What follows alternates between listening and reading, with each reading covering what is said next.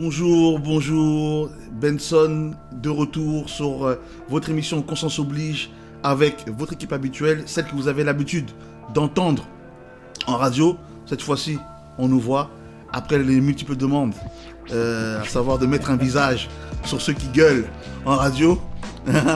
Tous ne sont pas là, mais une partie de l'équipe est là, d'autres sont sur le plateau en coulisses. Voilà, aujourd'hui, je vous présente Kélil, alias Kéké, votre chroniqueur, que vous entendez, la raison de l'émission, on va dire ça, la voix posée, celle qui essaie d'apaiser les tensions qui peuvent aujourd'hui se manifester souvent dans... Surtout aujourd'hui. Voilà, surtout aujourd'hui. Voilà, on a besoin de calme. Et de raison. Pour pouvoir penser. Exact. Ouais, exact. Okay. Votre chroniqueur ici, celui qu'on appelle le dur, le docteur Henri Lévy, celui qui cogne au foie, qui est sans scrupules. 20 ni combats, compassion, 30 KO. Non, ni d'empathie. C'est lui. Voilà, il vous salue. Docteur Henri Lévy. Voilà. Crâne chaud, vous avez vu? L'air sévère. Prêt à couper des gorges. Non, pardon. On a cru qu'il était blanc, même. On a cru, non, qu'il était métis. Ouais, pardon. Mais il n'est pas métis. Il est un peu clair de peau, on va dire ça. Voilà. Hein? C'est les ancêtres siciliens. Voilà. Et puis, vous voyez un nouveau visage, mais c'est pas un nouveau visage parce que vous l'avez déjà vu, vous le connaissez. Je vais pas en dire plus aujourd'hui parce que on a amené à évoluer pendant l'émission. C'est mon ami avec qui on a traîné des années sur les terrains de football, avec qui on a joué au Red Star. Il était avant-centre, un très bon avant-centre. Il faisait des très bons contrôles de la poitrine. Milieu de terrain, Benson. Ah oui, tu as été milieu de terrain quand tu as évolué à Noisy, c'est vrai. Milieu de terrain, très bon contrôle, très technique. C'est mon ami que je suis heureux non seulement de présenter et de recevoir dans mon émission, Mohamed Condé. Comment vas-tu? Bonsoir, ça va très bien. Et toi-même? Dis un peu bonjour à tous ceux qui te suivent là. Bonjour, Mohamed Condé de la team Zamunda. Voilà. Pour ceux qui ont entendu ce nom, on va revenir dessus un peu plus tard. Alors, sans plus tarder, on va aborder le thème de l'émission. Les gens sont habitués à nous entendre développer des réflexions que je développe sur vidéo. Bien sûr, toujours en accord avec mon équipe.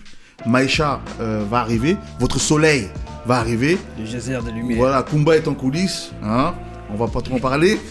Voilà, le geyser de lumière arrive. Elle va arriver pour l'instant, c'est pas comme mes ténèbres, ça va. Il y a un peu de lumière qui nous entoure. On n'a pas commencé à développer pour dire que le geyser de lumière arrive. Mais on va commencer à développer ce que j'ai intitulé les apparences. Alors les apparences, avant de commencer, qu'est-ce que cela vous dit? Les apparences, il y a beaucoup de choses.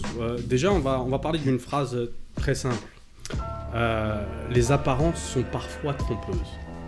Alors on peut passer des heures à parler sur cette phrase-là, de dire voilà, les apparences peuvent nous tromper, les apparences sont ce qu'elles sont et en fait à la finale elles découlent réellement de la personnalité de l'individu. Maintenant on a plusieurs sujets réellement très importants qu'on développera lors de notre émission. Mais le sujet aujourd'hui, et ce sur quoi on va parler maintenant, avec Ben, avec le docteur, et aussi Mohamed, ce sera l'apparence politique. Parce que, comme on l'a plusieurs fois dit lors de nos émissions précédentes, c'est le politique aujourd'hui... on ne sait pas, pour le commun des mortels, il y a beaucoup de personnes qui se disent on ne sait pas réellement qui ils servent. Est-ce qu'ils servent le public? Est-ce qu'ils servent leur intérêt? Est-ce que le fait d'être, on va dire, apparenté à un parti politique, est-ce que ça nous ressemble? Est-ce que ça nous ressemble pas? Est-ce que leur apparence fait en sorte que ça donne du crédit à ce qu'ils donnent? Donc, l'apparence en termes politiques, c'est indéniable puisque on a beaucoup de personnes de la communication aujourd'hui. Alors ça, je vois que c'est un thème qui te parle beaucoup. C'est une partie de l'émission qui te parle beaucoup. Ah bah oui. Avant d'entendre le vif du sujet, on va encore écouter un peu, on va essayer de voir avec le docteur ou Mohamed un peu pour voir ce que eux, les apparences même déjà, rien que les apparences, vous inspirent. Kélil a commencé à dire que les apparences sont trompeuses, c'est un proverbe, un dicton qu'on connaît. Vous, qu'est-ce que ça vous dit? Qu'est-ce que ça vous parle? Ensuite, je mettrai les bases pour qu'on puisse développer sur les Alors moi, différents thèmes. ce que m'évoquent les apparences, c'est un peu le déguisement qui va cacher à peu près tous les traumatismes que l'on a. C'est un peu le concept de cette génération où tu es ce que tu montres. Voilà, mais on va pas chercher vraiment dans le fond qui tu es, quelles sont tes valeurs. Aujourd'hui, on peut voir dans les téléréalités, etc., qu'il suffit d'être balèze, qu'il suffit d'être bien roulé, entre guillemets, pour tout de suite avoir un buzz. Des J'ai vues, vu que, voilà, Des likes. le phénomène Nabila, par exemple, qui... Tu l'aimes bien celle-là? Oui, je l'aime bien, c'est ma copine. Qui, à la suite d'un mot, d'un jeu de mots, s'est retrouvée propulsée. Elle a écrit. C'est elle qui avait dit allô, c'est ça? Voilà, elle a écrit un bouquin qui s'est vendu à... Elle a écrit? je sais pas, Je sais pas quoi. enfin, elle a écrit. On lui a écrit un D'accord. bouquin, un opportuniste, j'imagine. Calomnie, confrère. monsieur. Calomnie, docteur. Calomnie, docteur. Qui lui a écrit un bouquin, mais c'était la cohue dans les FNAC et dans les librairies. Et et on voit clairement que c'est une personne qui est troublée, qui a des traumatismes. Et mais la casquette, la couverture qu'elle s'est forgée vend. Tout simplement. Donc les gens vont plus s'intéresser à ce genre de concept plutôt qu'à des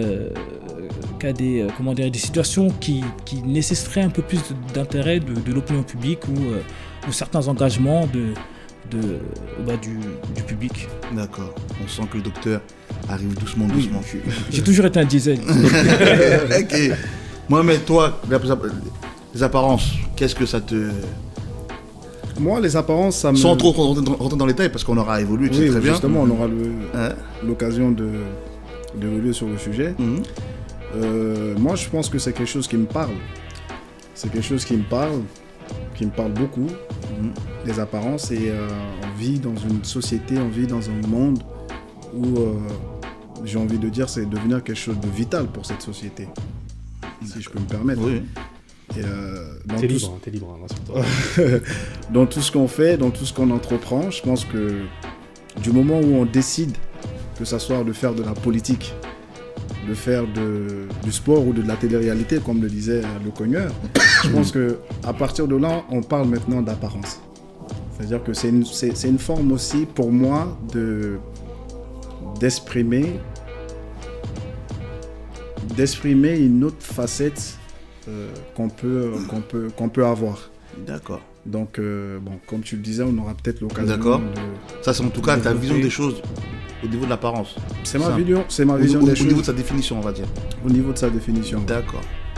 Alors, ce que je propose, c'est d'abord de mettre un peu les bases pour que les gens comprennent, pour ceux qui nous suivent, pour qu'on puisse amener l'émission comme elle doit se mener. Alors, je parle des apparences. Les apparences, il y a plusieurs exemples. J'en ai pris, on va dire, 3 voire 4. La première que j'ai pris, j'ai fait le parallèle avec l'ego. D'abord, l'apparence, qu'est-ce que c'est selon ma définition? L'apparence, c'est le prolongement extérieur de ce qui est censé régir notre intérieur. D'accord? C'est-à-dire que c'est une projection visuelle. Et comme nous sommes dans une société, comme l'a dit Mohamed, où les gens prêtent attention à ce qu'ils voient, donc on va cultiver une apparence. On va cultiver une manière de s'habiller, une manière de parler pour soit interagir avec les gens, soit attirer les gens, quel que soit le but ou l'objectif. D'accord?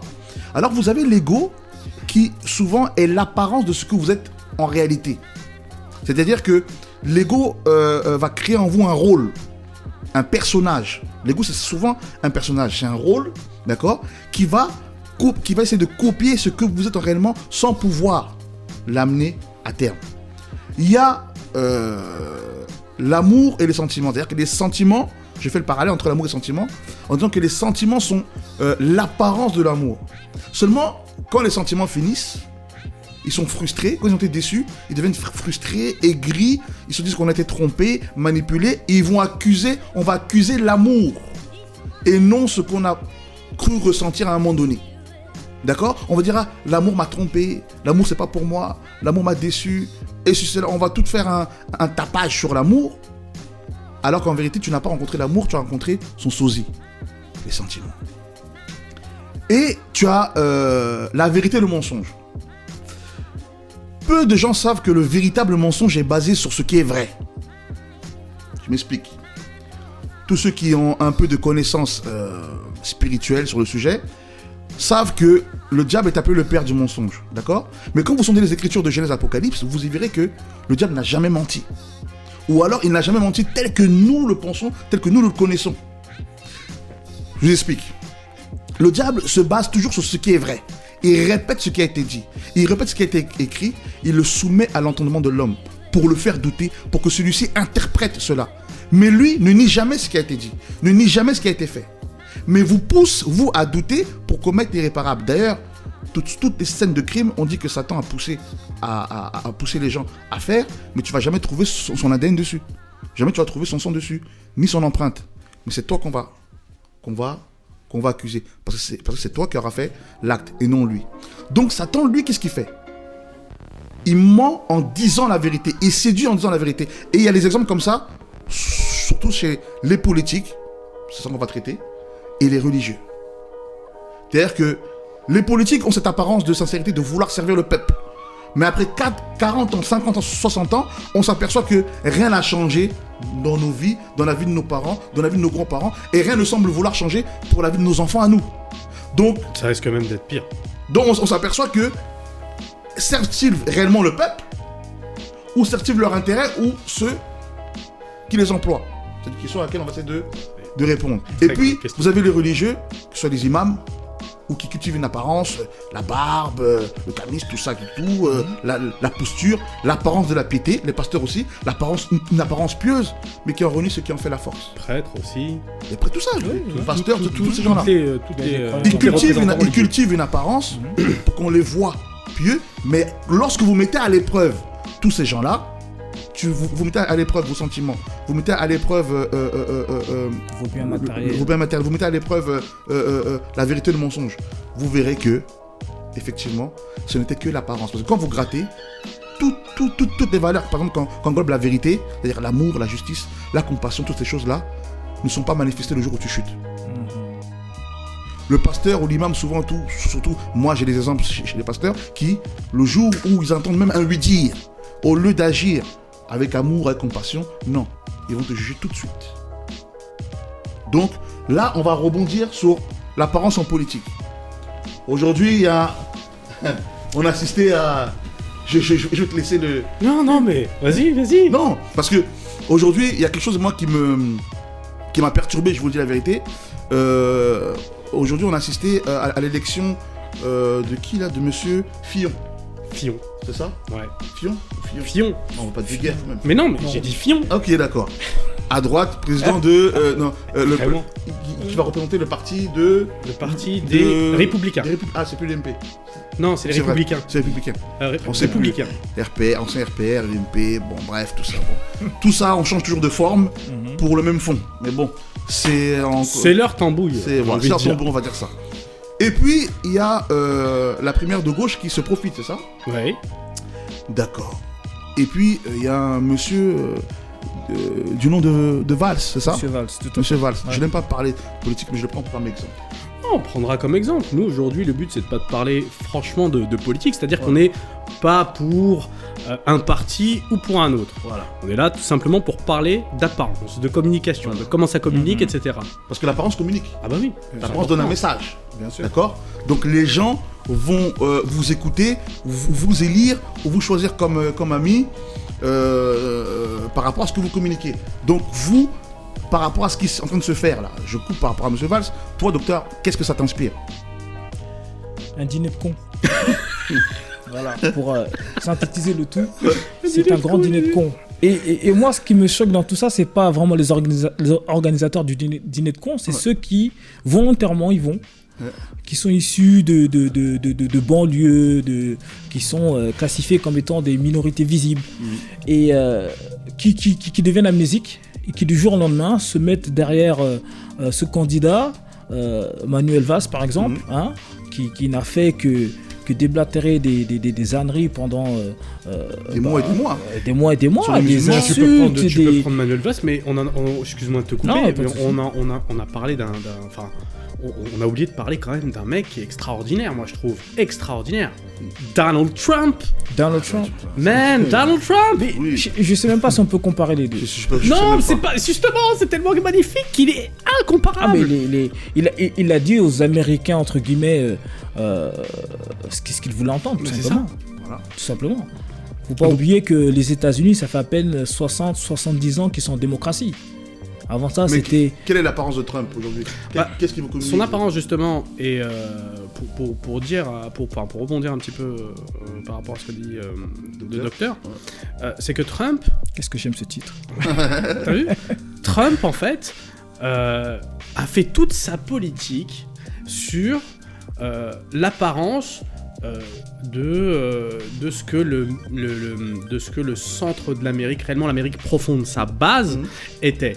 C'est-à-dire que faut pas oublier que le mec c'est un businessman, Ouais. faut pas oublier que le mec a traité avec des gens de tous les pays, Tout donc bord. il connaît Ouais. réellement pratiquement tout le monde. Ça Ouais. fait des années que le mec il est dans le business, donc, et dans le business international. Et d'un coup, il va se retrouver à pouvoir dire des choses qui vont vraiment plaire et donc d'apparaître devant ces personnes-là qui sont pour un mur avec le Mexique, les musulmans, pas aux States, tous ces trucs-là. Il va apparaître devant, il va dire oui, non mais c'est comme ça. Sauf qu'aujourd'hui, ce qu'on sait un petit peu moins parce que on a cru qu'aujourd'hui ça allait changer notre vie. Trump président, les gens ils étaient là et il y avait des pseudo-politiques. Ah Je sais oui, pas pour oui, vous, bien hein. sûr, Je ouais. sais pas pour vous dans votre Facebook les mecs. Mais moi, dans mon Facebook, j'ai vu des mecs qui sont devenus d'un coup Zemmour. Ou... Non, des mecs réellement qu'on dirait que ça fait 20 ans qu'ils font de la politique. Hein. D'accord. Vraiment. C'est-à-dire les mecs qui faisaient des analyses et tout. Ils sont fous, les mecs. Mais les mecs, on dirait qu'ils allaient changer leur vie. Or que à la base, c'est un businessman, le mec. Il a dit à la base qu'il voulait être président, qu'il avait... En plus, comment il est devenu président en disant « Moi, j'ai la solution pour éliminer Daesh ». D'accord. Waouh, c'est fort Mais quand pour même. certains, il a l'apparence de Mais il quelqu'un a de l'apparence forcément du raciste, blanc suprémaciste qui a réussi sa vie, que voilà, il va nous aider. L'est-il véritablement?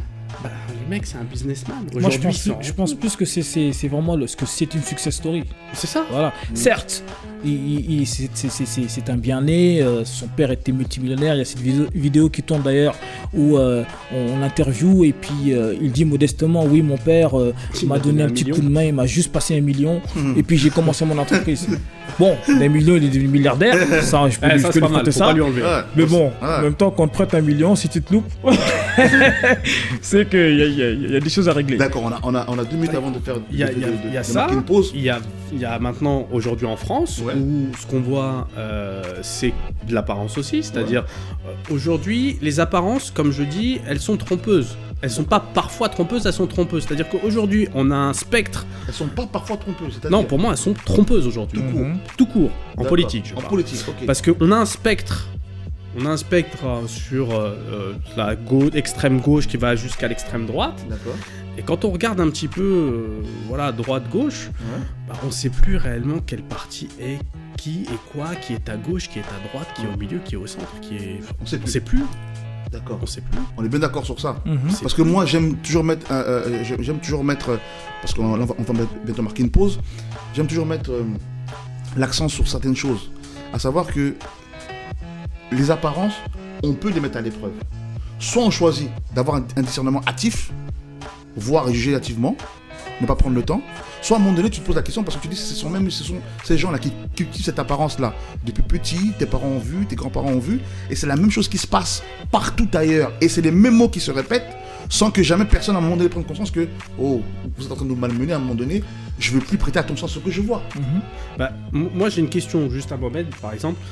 Toi au niveau de ce qui peut se passer aujourd'hui, et par rapport, parce que les gens ils te connaissent, qu'est-ce que, voilà, quel est ton ressenti par rapport à tout ça? Comment tu te sens toi dans ta façon d'être, dans tes principes, tes valeurs?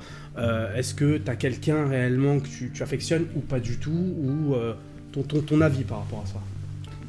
Quelqu'un que j'affectionne par rapport Je sais pas, est-ce que tu as peut-être Essaie un de le parti faire en une politique? minute. Est-ce que tu as un parti politique? Est-ce que Ouais. tu as une personne sur qui tu peux être derrière lui? Ou est-ce que tu te rapproches de telle ou telle valeur? Non, Ou déjà- pas du tout. Pas du tout. Déjà politiquement, je suis pas très politique, voire même pas du tout. Même si avec les copains, on en discute pas mal. Vous avez quand même des débats. On a des débats, mais bon après, Par exemple, moi, sur Donald Trump, par exemple, voilà, moi je disais que c'était un rêve américain qui se réalisait. Exactement. Voilà, Ouais, c'est-à-dire ouais. que justement, donc moi les gens ont dit mais comment ça un rêve américain? Je dis mais attendez, le mec c'était travaillait dans l'immobilier et là il se retrouve président de la plus grande puissance au monde. Donc pour moi c'était un rêve qui se réalisait tout simplement. Donc j'ai clôturé le débat sur ça. Après voilà, je me sens pas forcément représenté Dans sa personne. par ces personnes. D'accord. Voilà. Ok. Donc voilà, c'est pas quelque chose qui suscite en toi un intérêt. Particulier. Voilà. Non. Son apparence ne t'a pas communiqué quelque chose de positif ou négatif. On parle de qui? De Trump, Trump ouais, par exemple. Ou tout politique Ou d'ailleurs. tout politique. Parce qu'ils se ressemblent tous. Ouais, ils se ressemblent tous. Pour moi, Toi, c'est ça la même aurait, chose. ça aurait été aussi Clinton. Ouais, Pour moi, ça aurait été pareil. voilà. Donc je me suis pas forcément laissé embarquer dans ce mouvement voilà, qui était, fallait choisir entre Trump qu'on nous faisait passer pour le grand démon. Exactement. Et que Hillary qui était là, on nous faisait passer pour Pour la le- sainte de voilà. l'histoire, sachant que déjà, on a déjà eu un mari, le mari Clinton qui était déjà président, Ah, on ouais. sait. C'est ce qui s'est passé. Les On sait ce dégâts qui s'est qu'il a passé. fait, absolument. Ouais. Donc voilà, je me laisse pas engrainer par ces choses. D'accord. On va rebondir sur ça dans quelques minutes. On vous laisse, on revient.